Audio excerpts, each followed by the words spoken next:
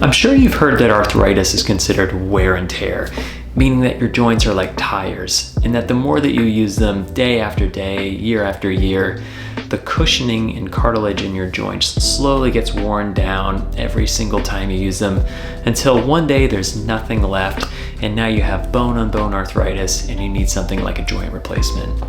Well, I'm here to tell you that wear and tear arthritis is wrong. It's a really outdated way of thinking, and it actually takes you further away from what actually protect your joints from things like injections and pain medications and joint replacements. There's a better model for understanding arthritis that actually gets to the heart of what causes arthritis, and I'm going to talk to you about that today.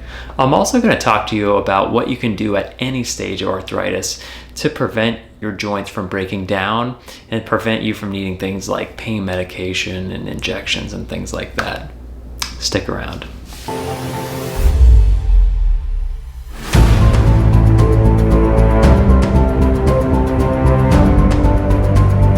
Hey guys, I'm Ben, and thank you so much for checking out my channel. And if you want more health related content, please like and subscribe.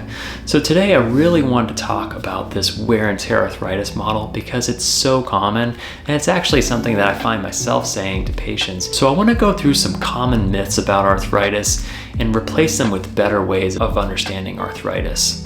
The first myth is that no matter what you do, your joints age and break down. This is wrong. A better way of understanding arthritis is that with good support, your joints won't age. Let's look at a joint like your knee, one of the most common joints to get arthritis. One of the biggest risk factors for knee arthritis is muscle weakness, specifically quadricep weakness. Your quadriceps are a group of muscles on the top of your leg, and they control your knee. Let's look at when you take a step. When you take a step, a couple of things are happening. One is that you're stretching your leg out. And when you're doing this, your muscles are acting like brakes to decelerate that movement so that you have a really gentle impact when your foot hits the ground. Once your foot hits the ground, there's a kinetic force that works its way up your leg.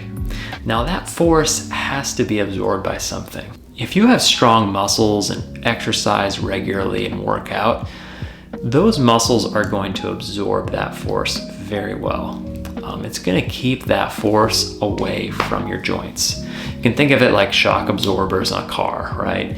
If you have good shock absorbers when you're driving and you go over things like divots in the road or bumps, the shock absorbers will absorb that force and it's not going to damage the frame of the car at all. That's the same thing like your muscles. If you have weak muscles, your joints will absorb almost all of that force, and it's eventually, slowly going to damage that joint over time, year after year. The other thing that muscles do is they stabilize the joint. So the quadriceps that I was referring to actually attach to the patella, your kneecap, and it keeps your patella in line. So when you move and when you bend down and walk, it's not moving all over the place, causing uneven damage throughout the knee. The other thing it does is it gives your knee good structure and foundation and stability. So you want your leg to be like a column. A column is a very strong structural foundation. If you have poor quadricep strength, over time, as arthritis sets in, as we'll talk about, your knees are not going to be, your leg's not going to be in this good column, this strong column foundation. It's going to actually have a knock-kneed appearance, sort of what we call a valgus deformity, and it's going to cause the knee to have even more damage when you take steps and walk. This is the same as what I was talking about before with shock absorbers, right? When you're driving, if you have good shock absorbers, you're going to have a smooth ride. You're not going to feel shaking or instability or anything like that. That's the same thing with your muscles. Your muscles give your joints stability. They take off the force and they can cause less impact when you step or walk. And this is something that you can work on at any point in your life. I actually have a patient who's 95 years old, and he goes to the gym 3 to 5 times a week lifting weights.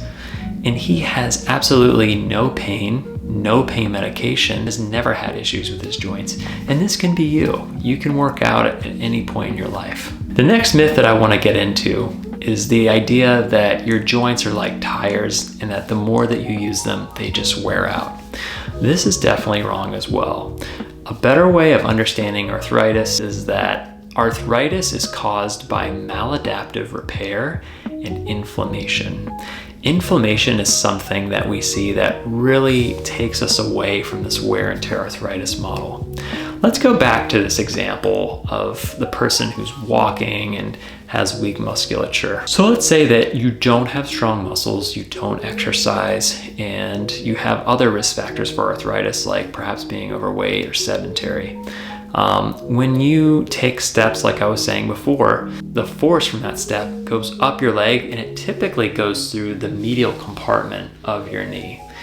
And if you were to really zoom in on that area of your bone and your cartilage, you're going to notice that there's a lot of micro abrasions in the bone. Your knee, specifically the cells in your knee like chondrocytes, actually can feel this damage, and it's sort of like it's on a sinking ship.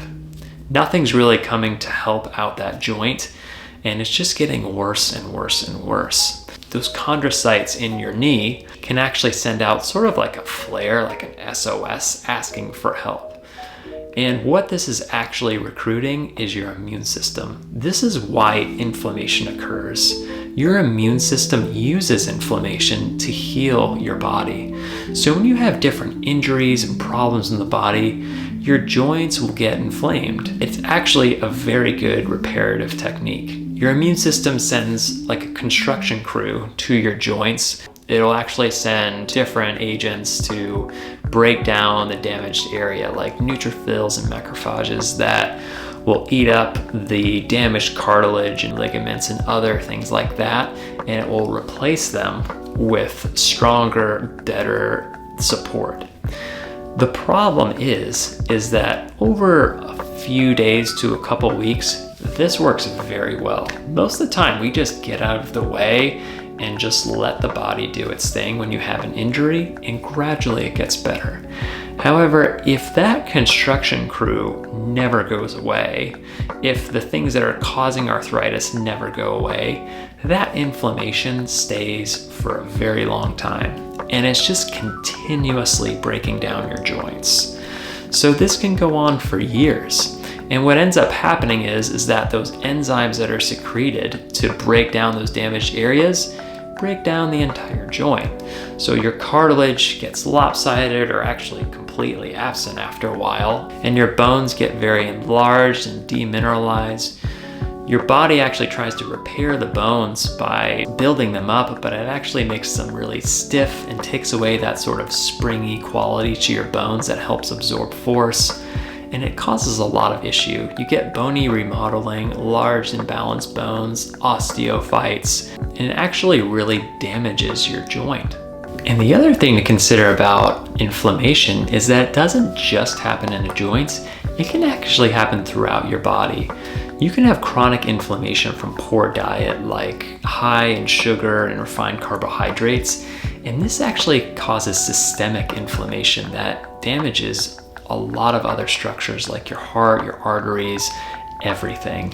This is why people who are obese are at double the risk of getting hand arthritis, something that doesn't have any mechanical loading like your other joints like your hip or your knee. And that's due to chronic inflammation from diet and other issues that cause that. So inflammation is a huge driver of arthritis, and it's something that you should really address. The last point I want to make about arthritis, I think, is one of the most important.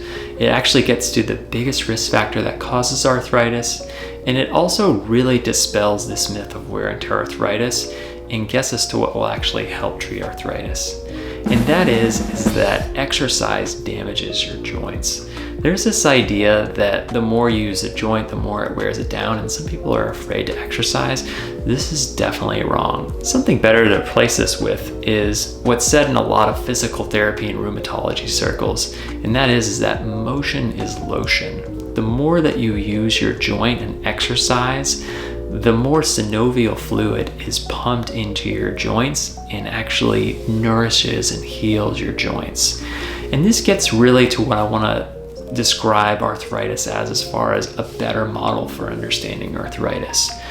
The truth is that arthritis isn't wear and tear, it's actually total joint failure. See, joints have different forces acting on them. There's these destructive forces that are caused by inflammation, poor mechanical loading, weakness, but there's also the rejuvenating qualities from exercise, good diet, healthy weight balance that are usually at play in your joints.